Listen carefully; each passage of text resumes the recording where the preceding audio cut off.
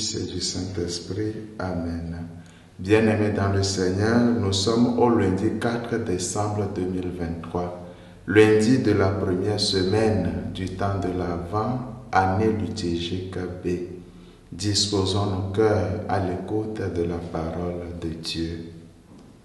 De l'Évangile de Jésus-Christ selon saint Matthieu, au chapitre 8, versets 5 à 11. En ce temps-là, comme Jésus était entré à Capharnaüm, un centurion s'approcha de lui et le supplia.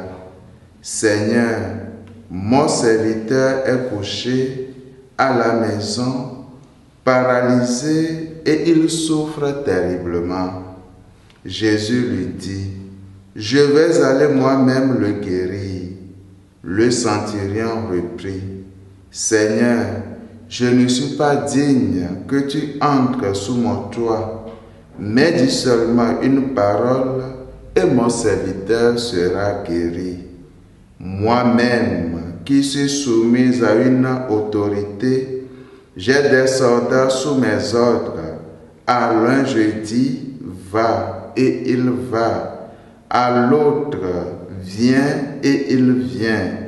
Et à mon esclave, fais ceci, et il le fait. » À ces mots, Jésus fut dans l'admiration et dit à ceux qui le suivaient, « Amen, je vous le déclare, chez personne en Israël, je n'ai trouvé une telle foi.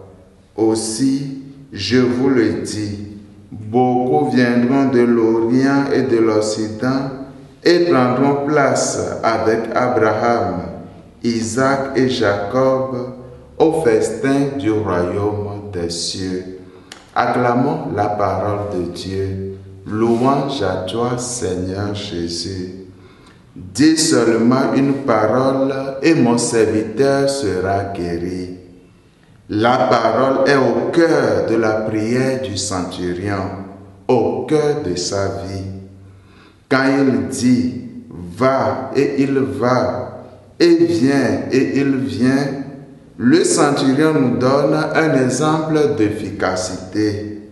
Autrement dit, le centurion demande une guérison rattachée à l'ordre de la parole. Sa demande montre qu'à ses yeux, tout être humain est assujetti à la parole de Jésus. Frères et sœurs, rien ne résiste à la parole de notre Seigneur Jésus. Oui, nous sommes soumis à la parole qui a engendré le monde et toute vie. La foi dont Jésus fait l'éloge dit cela. Cette foi est une adhésion à l'ordre de la parole de Dieu, ordre qui sera bientôt manifesté à tous.